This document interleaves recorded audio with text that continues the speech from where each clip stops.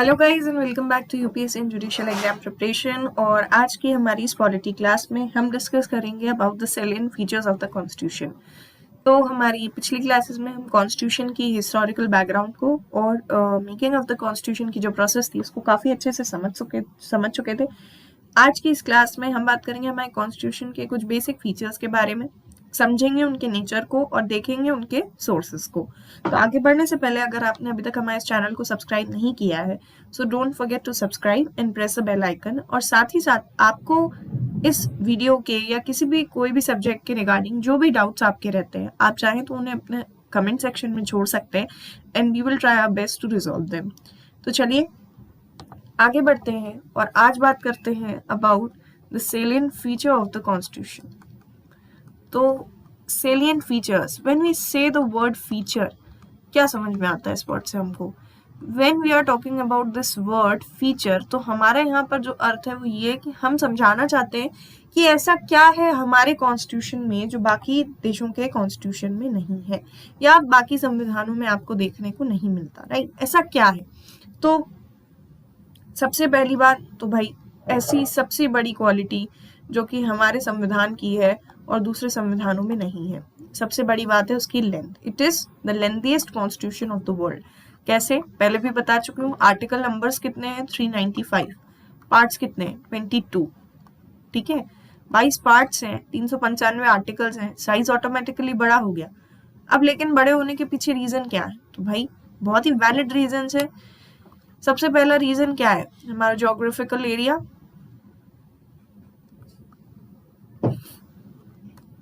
उसके बाद हमारी कल्चरल डाइवर्सिटी, फिर हमारा हिस्टोरिकल बैकग्राउंड। इसके अलावा और क्या? इसके अलावा और भी मिसलेनियस रीजंस हो सकते हैं। भाई देखिए, when we talk about the term geographical में आप समझ पा रहे हो कि हमारे देश का साइज कितना बड़ा है, राइट? हम मतलब सबसे बड़े देशों में एरिया वाइज अगर आप देखो तो हमारी गिनती होती है, हम आते हैं। तो फिर इसके बाद ज्योग्राफी बड़ी है, मतलब अलग अलग रीजन्स को हैंडल करने के लिए अलग अलग तरीके होंगे, तो उसके अकॉर्डिंग यहाँ पे हर उसका एक अपना इंपॉर्टेंस होता है। देन कल्चरल वाइज अगर आप देखो तो हमारे पास क्या है? रीजनल डाइवर्सिटी है, रिलीजियस डाइवर्सिटी है, बहुत सारी ऐसे टर्म्स हैं, ऐसी चीजें हैं जो कि हर जगह पर अप्लाई नहीं हो सकती। तो हर स्पेसिफिक सेक्शन को कहीं ये महसूस ना हो कि वो छूट गए हमसे, उस चीज को भी होल्ड ऑन करना, उस चीज को ध्यान में रखते हुए हमने अपना संविधान बनाया है। फिर हिस्टोरिकल में आप देखते हो हिस्टोरिकल रीजंस क्या हो सकते हैं? भाई हमारे इतिहास को अगर आप उठाकर देखें कि 250-300 साल हम लोगों ने, मतलब ये जो है ये पीरियड पूरा आप समझो ब्रिटिश कॉलोनियल रूल का जो पीरियड हमने रूलिंग के अंडर उनके बिताया है, राइट? उस पीरियड को अगर आप देखो तो उस पीरियड में हमारे ऊपर ऐसे बहुत से अत्याचार हुए थे, ऐसी बहुत सी चीजें हुई थी, ऐसी बहुत सी गलतियां हुई थी जिसको हम ध्यान में रखते हुए कि वो गलतियां भविष्य में दोबारा ना होने पाए, उसको भी ध्यान में रखना एक वैलिड रीजन था। तो हमने हिस्टोरिकल कंपोनेंट को देखा।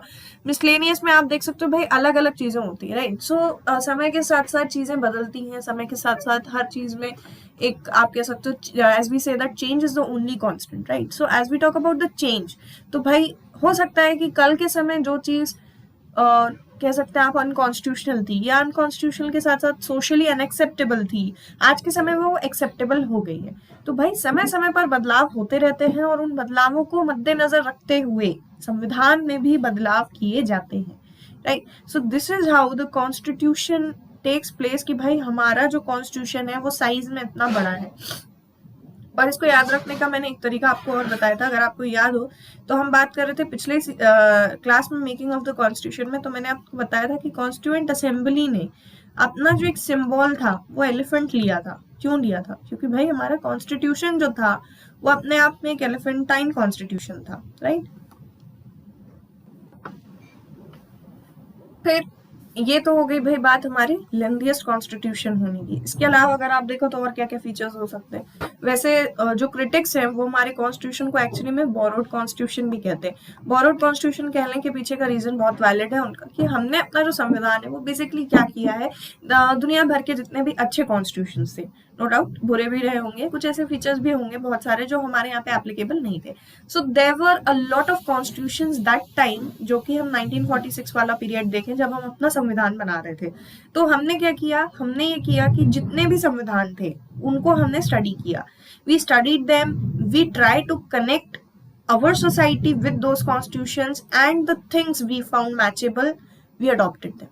As simple as that. मतलब हमने देखा कि उस संविधान में ऐसी कौन सी बात है जो हमारे भारतीय समाज पर लागू हो सकती है, जो भी अच्छे गुण थे उस संविधान के। और कई बार ऐसा होता है, इस बात में कोई शक नहीं है कि कई सारे संविधान की ऐसी चीजें जो उस वक्त की हमारी इंडियन सोसाइटी से शायद मैच नहीं करती थी, मगर फिर भी क्योंकि उनका एक पॉजिटिव इम्पैक्ट था और भविष्य में उनका एक जो कह सकते हैं चेंज देखने को मिलता, जिसकी वजह से एक अच्छा चेंज होता पॉजिटिव वे में, उस अप्रोच को ध्यान में रखते हुए हमने क्या किया है, अलग अलग फीचर्स को बोरो किया। So what's wrong in that? But ये क्रिटिक्स का कहना होता है, ये क्रिटिकल आप कह सकते हो कि क्रिटिक्स इसको अगर क्रिटिसाइज करें कभी, तो क्रिटिसिज्म में ये वर्ड यूज किया जाता है कि जो कॉन्स्टिट्यूशन है, इंडियन कॉन्स्टिट्यूशन है, वो एक्चुअली में क्या है, वो एक्चुअली में बोरोड कॉन्स्टिट्यूशन है। तो ये हमारी सेकंड विशेषता हो गई, सेकंड फीचर हो गया।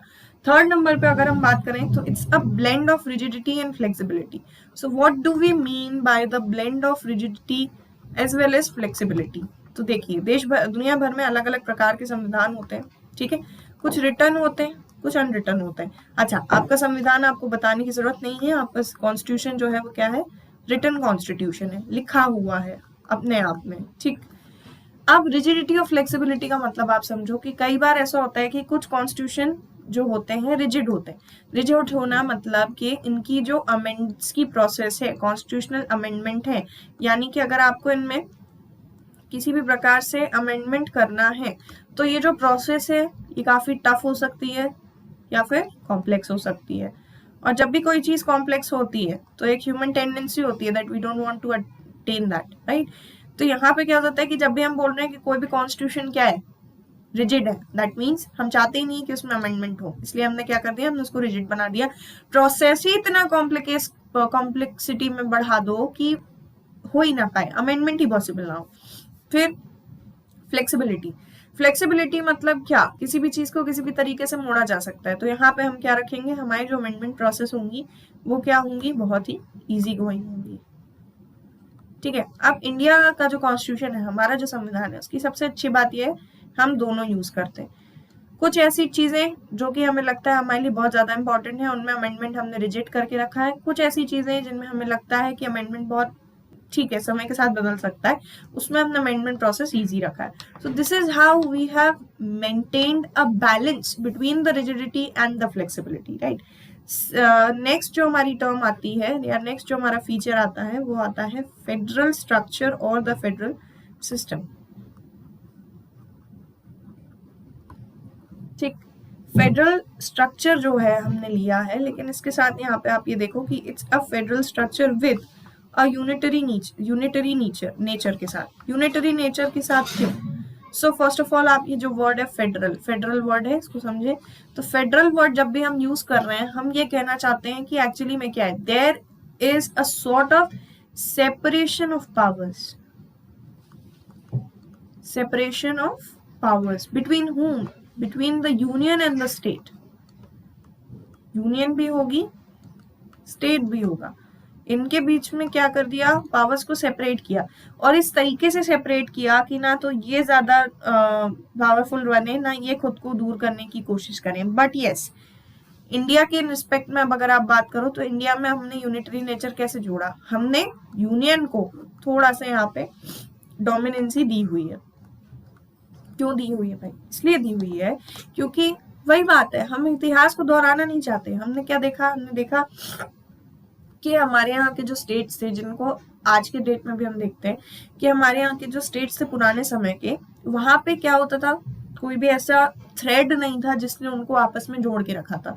तो एक जो हम उदाहरण के तौर पे कहते हैं कि जब तक धागा मजबूत ना हो, मोतियों को संभालना मुश्किल हो जाता है। तो यही वाली टेंडेंसी को या ऐसी एक थॉट को ध्यान में रखते हुए हमने ये बोला कि ये जो जोड़ने वाला धागा होगा ये होगा क्या, हमारा अपना कॉन्स्टिट्यूशन, और जो मोती होंगे वो होंगे हमारे स्टेट्स, और जब ये मोती जुड़ेंगे तो बनेगा यूनियन, यानी कि हमारा इंडिया, दैट इज भारत। ठीक है, थॉट प्रोसेस समझ में आया यहाँ पे? मतलब ये चाहते हैं कि हमारा जो देश है वो एकजुट रहे, उसकी इंटीग्रिटी जो है वो बनी रहे। ठीक, इसीलिए हम क्या बोल रहे हैं, हम बोल रहे हैं कि हम एक ऐसा कॉन्स्टिट्यूशन बना रहे हैं जिसमें हम इन दोनों को पावर्स दे रहे हैं, बट स्टिल थोड़ी सी डोमिनेंस हम यहाँ पर यूनियन को दे रहे हैं। तो इंडिया की अगर आप बात करो तो इंडिया प्योरली फेडरल स्टेट नहीं है। ठीक है, आप पढ़ोगे इसको आगे चल के भी, तो प्योरली फेडरल जो है नहीं है। हम क्या हैं, हम हैं quasi federal. India is a quasi federal country, मतलब एक तरीके से हमारा जो फेडरलिज्म है वो थोड़ा सा स्यूडो है। स्यूडो मतलब होता है छद्म, एक सॉर्ट ऑफ इमेजिनरी। यहाँ पे हमने क्या बोला हुआ है, हमने बोला है कि भाई देखो, आप स्टेट्स के पास कुछ सब्जेक्ट्स ऐसे हैं जिसमें स्टेट के पास अपनी फुल अथॉरिटी है और यूनियन उसमें इंटरफेयर नहीं करेगा, बट स्टिल कई बार कई ऐसे जो मसले होंगे जिनको यूनियन और स्टेट दोनों सॉल्व कर सकता है। ये डिसाइड कैसे हो रहा है कि कौन सा मसला यूनियन सॉल्व करेगा और कौन सा स्टेट? तो भाई हमने यहाँ पर क्या किया है, हमने बनाया है 7th शेड्यूल। 7th शेड्यूल में हमने एक डाला है यूनियन के लिए, यूनियन लिस्ट डली है, स्टेट के लिए स्टेट लिस्ट डली है, और एक होती है हमारी कॉन्करेंट लिस्ट। कॉन्करेंट लिस्ट का कॉन्सेप्ट बहुत सिंपल है कि यूनियन और स्टेट दोनों इस पर अपने कानून बना सकते हैं, बट अगर कोई ऐसा सब्जेक्ट है जिस पर स्टेट ने कानून बनाया और यूनियन को वो सही नहीं लगा, then union have the power और the dominance in the case of a concurrent list subject. हम क्या कर सकते हैं, हम इनको अलाउ करेंगे कि यूनियन जो है, यूनियन का जो कानून बनेगा वो प्रिवेल करेगा। ठीक है, स्टेट का ऑटोमेटिकली, अगर स्टेट के कानून बनने के बाद यूनियन अपना कोई नया कानून इस मैटर पर लाती है, किसी कॉन्करेंट लिस्ट के सब्जेक्ट पर लाती है, तो किसका कानून चलेगा? यूनियन का चलेगा। ठीक, अब देखो 7th शेड्यूल में आपने लिस्ट तो बांट दी, तो क्या ये लिस्ट हमेशा ऐसे ही काम करती रहेगी? नहीं, दो केसेस होंगे यहाँ पे। पहली चीज आपको देखने को मिलेगी, एक होता है आपका राज्यसभा के, जब हम पावर्स पढ़ेंगे, ठीक है, राज्यसभा के जो स्पेशल पावर्स हैं उसमें एक पावर है, राज्यसभा चाहे तो राज्यसभा एक ऐसा रिजोल्यूशन पास करती है जिसके थ्रू यूनियन यानी कि पार्लियामेंट जो है वो अगर चाहे तो क्या कर सकता है, वो चाहे तो स्टेट लिस्ट के सब्जेक्ट पर कानून लाया जा सकता है। किसकी मदद से? राज्यसभा की मदद से। तो अब समझ में आ रहा है कि राज्यसभा को स्थापित करने का रीजन क्या है? भाई राज्यसभा की क्या जरूरत थी? हम तो आपस में जो भी हमारे लोकसभा के सांसद होते थे वो तो ग्रास रूट लेवल से ही चुने जा रहे थे ना, तो हमें राज्यसभा की जरूरत क्या थी? राज्यसभा की जरूरत इसलिए थी ताकि जो स्टेट्स हैं, अगर कभी भी ऐसा कोई कह सकते हो आप कि ऐसा सिनेरियो क्रिएट हो जाए जहां पर के स्टेट्स आउट ऑफ अथॉरिटी जा करके, या कई बार ऐसी चीजें जो कि कॉन्स्टिट्यूशनल मशीनरी के फेलुअर के तरीके से साबित होना शुरू हो, तो उसको हैंडल करने के लिए हमने क्या बनाया है? राज्यसभा बनाया है। ठीक, इसके अलावा जो सेकंड केस आप देखोगे वो आप देखते हो इमरजेंसी का केस। इमरजेंसी के केस में क्या होता है भाई? इमरजेंसी हमको पता है 3 तरीके से लग सकती है, एक होती है हमारी नेशनल, एक होती है हमारी स्टेट, इसी को हम कभी कभी प्रेसिडेंट्स रूल भी बोल देते हैं, और एक होती है हमारी फाइनेंशियल इमरजेंसी। ठीक है, फाइनेंशियल इमरजेंसी की अभी हम बात नहीं कर रहे हैं क्योंकि अभी तक इंडिया में फाइनेंशियल इमरजेंसी का कोई भी रोल कॉल नहीं आया है, नेशनल पे अभी हम नहीं जाते। अभी हम बात करते हैं स्टेट पर। सो स्टेट इमरजेंसी लगाने से क्या होगा भाई? अगर हम किसी स्टेट में देख रहे हैं कि वहां पर जो भी ऑर्डर्स सेंट्रल के थ्रू उनको प्रोवाइड कराए जा रहे हैं, अगर वो उसको अच्छे से फॉलो नहीं करेंगे, तो हम क्या करेंगे? हम उसे स्टेट में प्रेसिडेंट रूल लगा सकते हैं। ये प्रेसिडेंट रूल लगाने से क्या हो रहा है? एक तरीके से यूनियन खुद को मोर पावरफुल साबित करवाने में सक्षम है, राइट? एंड जब आप नेशनल इमरजेंसी लगाते हो तो नेशनल इमरजेंसी में तो कोई बात ही नहीं रह जाती। नेशनल इमरजेंसी विच मीन्स कि भाई जो भी डिसीजंस होंगे वो सारे के सारे, all the decisions will be taken from the view of union. फिर तो हम ये देखेंगे ही नहीं कि हमारे पास स्टेट्स का मतलब कैसा क्या जा रहा है। मतलब इसका ये अर्थ नहीं है कि इसका आप समझ रहे हैं कि यूनियन जो है पूरे तरीके से अपने हिसाब से सही या गलत या किसी भी स्टेट को डिस्ट्रॉय करने का ही रूल दे दे, नहीं, ऐसा नहीं होता है। बात ये होती है कि अगर सेंट्रल को या यूनियन को ये लग रहा है कि स्टेट में सही तरीके से काम नहीं हो रहा है या देश में सही तरीके से काम नहीं हो रहा है, तो ऐसे सिनेरियोज में यहाँ पर इमरजेंसी और ये सारे प्रोविजंस जो हम देख रहे हैं ये होते रहते हैं। ठीक है, तो इस तरीके से आप देखो कि आप ये नहीं बोल सकते कि आप पूरे तरीके से क्या हो, एक फेडरल स्ट्रक्चर हो। क्यों? क्योंकि आप फेडरल नहीं हो, क्योंकि कई बार आप क्या करते हो, आप यूनिटरी फीचर्स का इस्तेमाल कर रहे हो, यानी कि आप क्या हो, आप एक क्वासी फेडरल कंट्री हो। ठीक है, India is a quasi federal country with a written constitution. ठीक, अब आगे बढ़े। अगला फीचर अगला फीचर है हमारा पार्लियामेंट्री फॉर्म ऑफ गवर्नमेंट।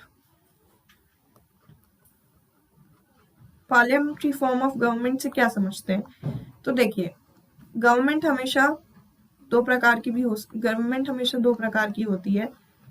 एक होती है पार्लियामेंट्री, एक होती है प्रेसिडेंशियल। तो पार्लियामेंट्री गवर्नमेंट जो होती है, इसमें क्या होता है, इसमें हम देखते हैं कि हमारा जो देश है, इसमें कानून व्यवस्था बनाने के लिए, यानी कि कानून बनाने के लिए हमने क्या किया हुआ है, हमारे पास क्या है, पार्लियामेंट है।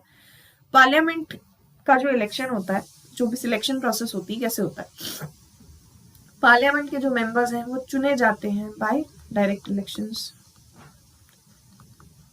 इलेक्शंस होते हैं, ठीक है, इलेक्शंस होते हैं, लोग इनको वोट करते हैं। वोटिंग के बाद जो भी मेजॉरिटी पार्टीज होती हैं, मेजॉरिटी पार्टी का जो लीडर होता है वो बनता है हमारा प्राइम मिनिस्टर। और प्राइम मिनिस्टर के साथ आता है कौन, काउंसिल ऑफ मिनिस्टर। तो ये सब मिलकर के क्या करते हैं, ये सब मिलकर के गवर्नमेंट रन करते हैं और बनाते हैं अलग अलग पॉलिसी। यानी कि पॉलिसी मेकिंग प्रोसेस कौन देखेगा, प्राइम मिनिस्टर और council of minister. So this is how the parliamentary form of government takes place.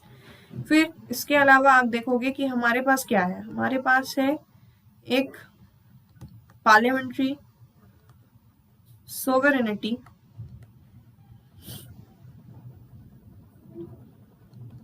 with what, with judicial supremacy. First of all, what does the term parliamentary sovereignty means? तो parliamentary sovereignty से हमारा अर्थ है कि parliament के पास ये power है कि वो अपने देश के लिए अपनी लिमिट्स के अंदर, उसकी जो भी पार्लियामेंट की लिमिट्स हैं उसके अंदर वो लॉ मेकिंग का काम कर सकती है। कानून ही तो बनाना है ना भाई, अपने देश के लिए अपने देश का पार्लियामेंट कानून बना सकता है, बिल्कुल बना सकता है। तो उसने पार्लियामेंट ने कानून बना दिया। लेकिन अब अगर ऐसा कोई कानून बने जो कि आपके कॉन्स्टिट्यूशन की जो आइडियोलॉजी है उसके क्या हो, अगेंस्ट में, तब क्या करेंगे हम? भाई पार्लियामेंट के पास पावर है, हमने कहा पार्लियामेंट लॉ मेकिंग कर सकती है, पार्लियामेंट बना दिया कानून, अब क्या करोगे? तो अब ये करेंगे कि हमने बनाई है अपने लिए एक जुडिशरी, राइट। हमारा जो कॉन्स्टिट्यूशन है उसने क्या किया है, जुडिशरी का फीचर रखा है। जुडिशरी का जो बॉडी है हमारे देश का, वो काम क्या करती है, वो काम करती है जुडिशियल रिव्यू का।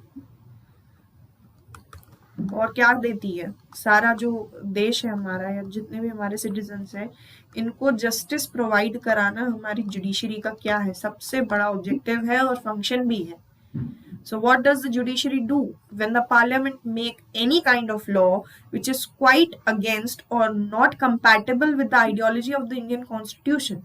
The judiciary है कि यहाँ पर जो भी constitution में आपके features हैं उसके साथ यहाँ पर बनाया जाने वाला कानून compatible नहीं है, then judiciary will declare it a null and void. ठीक, मतलब जुडिशरी ने देखा, पार्लियामेंट ने बोला मैं कानून बना सकता हूँ, मेरे पास अथॉरिटी है, पार्लियामेंट ने बनाया कानून, ठीक है भाई बना लीजिए, आपके काम है आपका कॉन्स्टिट्यूशन में बनाना। आपने कॉन्स्टिट्यूशन में देखा कि जो कानून ये लेकर आए हैं, जो लेजिस्लेशन इन्होंने पास किया है वो कॉन्स्टिट्यूशन के साथ मैच नहीं करता, ठीक है। अब आप क्या करोगे, आप सीधा जाओगे जुडिशरी के पास, और इनफैक्ट कई केसेस ऐसे होते हैं जहां पे आपको जाने की भी जरूरत नहीं पड़ती है। जुडिशरी जो होती है स्यूमोटो कॉग्निजेंस लेता है। स्यूमोटो कॉग्निजेंस मतलब स्वतः संज्ञान, ठीक है। जुडिशरी खुद से जाएगी, खुद से जुडिशरी को जैसे ही पता चलता है कि देखो पार्लियामेंट ने ऐसा ऐसा लॉ बनाया, जुडिशरी खुद से स्यूमोटो कॉग्निजेंस लेगी, स्वतः संज्ञान लेगी, और स्वतः संज्ञान में अगर वो ये देखती है, परीक्षण करती है, टेस्ट करती है कि भाई ये जो आपने बनाया है, जो भी आपने लेजिस्लेशन पास की है, क्या ये जस्ट है, क्या ये फेयर है, और क्या इसकी जरूरत है, ठीक है। तो यहाँ पर अगर आपने देखा कि कोई ऐसा कॉन्स्टिट्यूशन, कोई भी ऐसा एक्ट है, कोई भी ऐसा कानून है जो आपके कॉन्स्टिट्यूशन के साथ फेयर नहीं है, आप तुरंत जुडिशरी जो है उसको क्या कर सकती है, वॉइड डिक्लेयर कर सकती है। तो मतलब यहाँ पर हम पार्लियामेंट को अधिकार तो दे रहे हैं कि ठीक है आप कानून बनाइए, लेकिन साथ में हम जुडिशरी को भी अलाउ कर रहे हैं कि इस बात का ध्यान रखो कि ऐसा कोई कानून ना बने जो कॉन्स्टिट्यूशन के अगेंस्ट हो, ठीक। सी, तो मतलब आप ये देखो कि उस वक्त जो लोग कॉन्स्टिट्यूशन बना रहे थे, they had so much of things to think about and they thought in such a way कि आगे जाकर के भविष्य में आने वाले समय में जो जनरेशन्स रहें उनके लिए किसी भी तरीके की यहाँ पर प्रॉब्लमैटिक सिचुएशंस क्रिएट ना हो।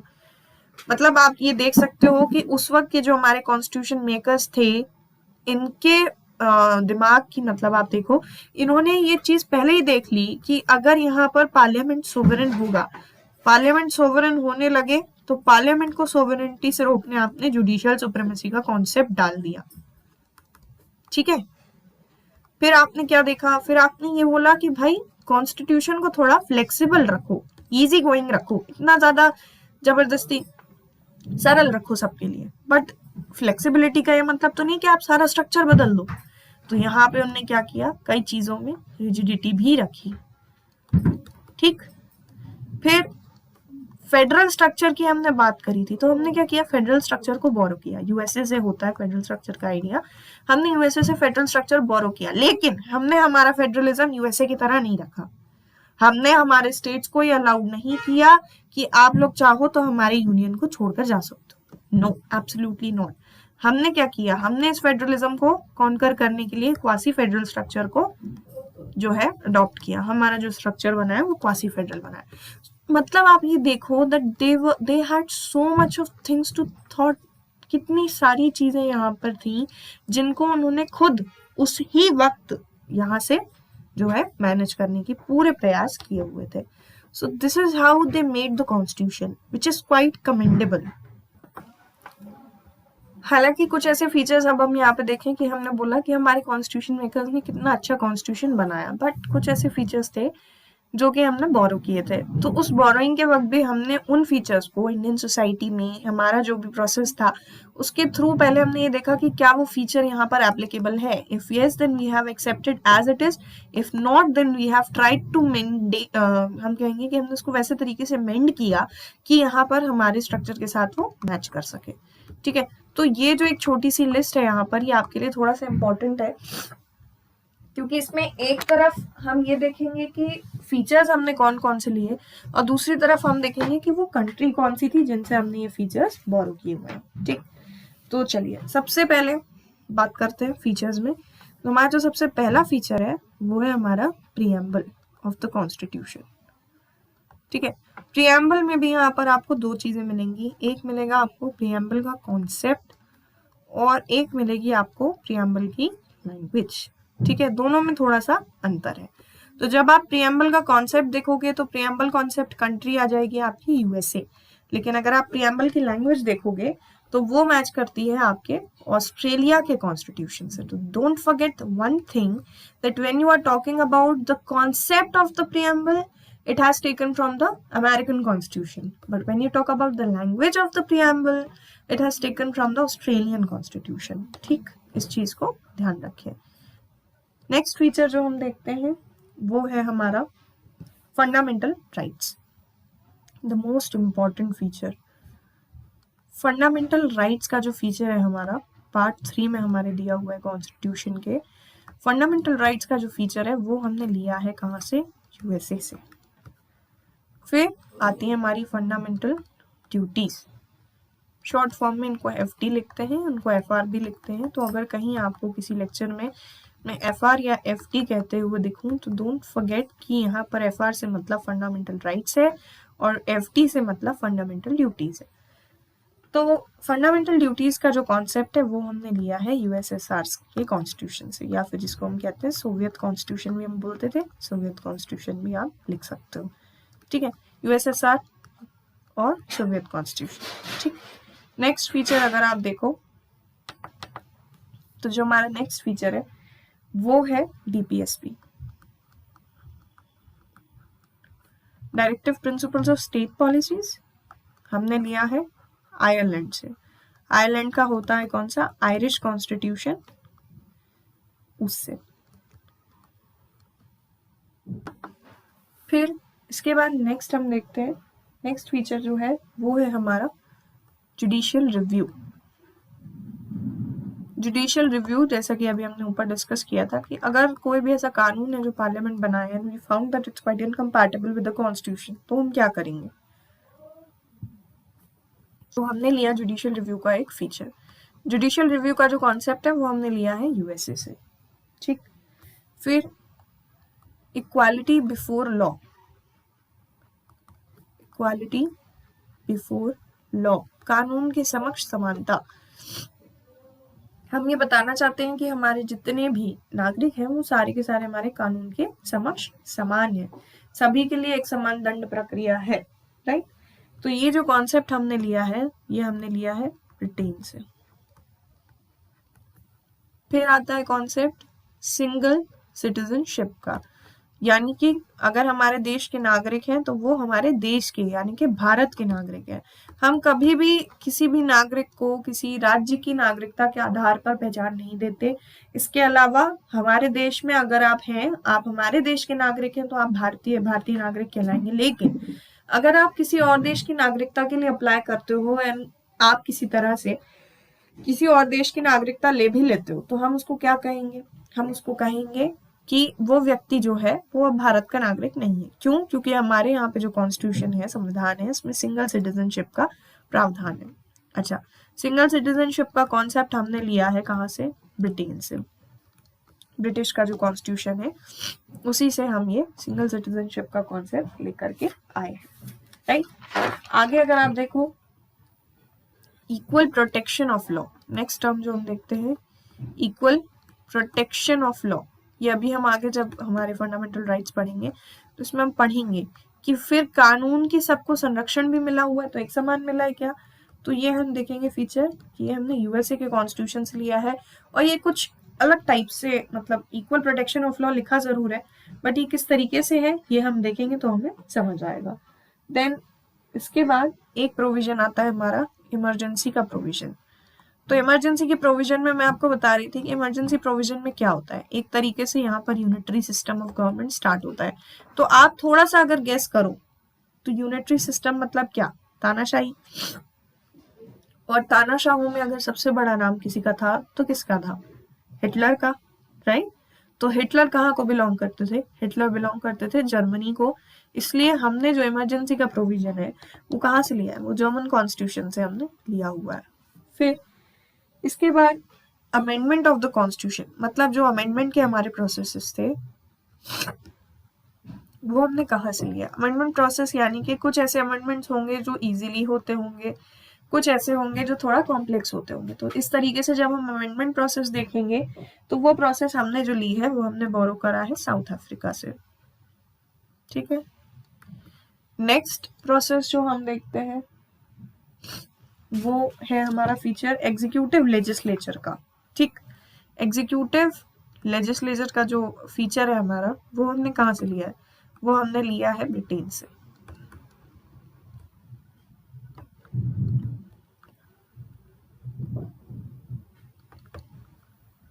इसके बाद ये तो हो गई कुछ अकॉर्डिंग टू नेशंस। अब यहाँ पर एक हमारा जो मैंने आपको बताया था मोस्ट इम्पॉर्टेंट हिस्टोरिकल बैकग्राउंड के टाइम पे भी मैंने बताया था, government of India act of 1935।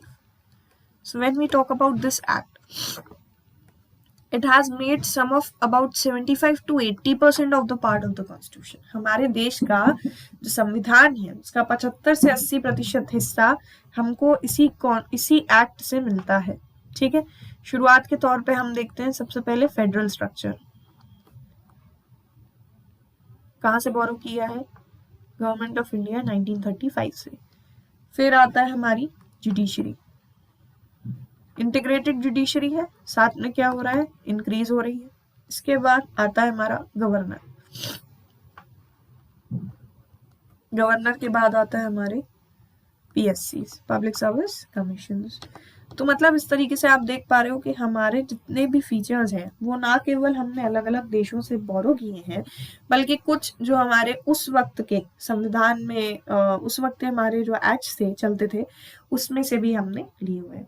So this is a short I would say summary of how does our constitution took place, और ये जो हमारे फीचर्स हैं हमने किस तरीके से काम करते हैं इसके बारे में थोड़ा सा समझा। तो इसके बाद जो है प्रियम्बल के बारे में अगर हम बात करें तो प्रियम्बल की जो वीडियो है आपको मैं बता दूं कि प्रियम्बल की जो हमारी क्लास है वो आपको हमारे इस चैनल पर डिस्क्रिप्शन में मैंने लिंक दिया हुआ है, आपको मिल जाएगी। So don't forget to check that out also. इसके बाद हम शुरुआत करेंगे हमारे पार्ट 1 ऑफ द कॉन्स्टिट्यूशन से, जो कि है यूनियन एंड इट्स टेरिटरी।